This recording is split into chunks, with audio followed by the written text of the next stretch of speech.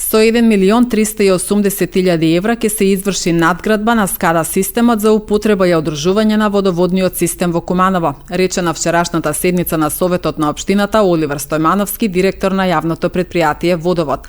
Средствата се веќе обезбедени од Европска инвестициона банка преку Министерството за животна средина и просторно планирање.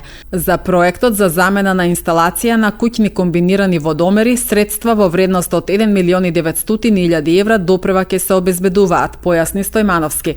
Со програмата за работа за 2025 година јавното претпријатие Водовод предвидува и набавка на 7 товарни моторни возила.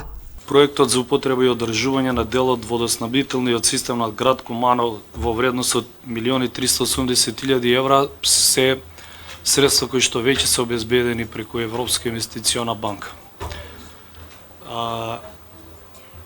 Проектот е одобрен, пред некое време стигне известување дека проектот е одобрен и се надеваме дека некаде во март ќе биде распишана техничка јавна набавка. Проектот инаку преку Министерство за животна средина и просторно планирање. Предвидено време трајање на проектот е на градежните работи кои што ќе бидат изведени и опремата која што ќе биде поставена е некаде околу 9 месеци.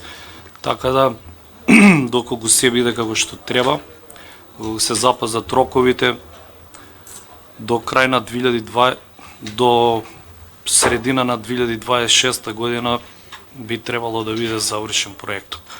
Што се однесува за вториот проект за замена и инсталација на куќни комбинирани индустријски водомери, имаме подготвено техничка проектна документација, втор дел, затоа што првиот дел веќе беше успешно имплементиран некаде 2017 година или 2018 проектот беше.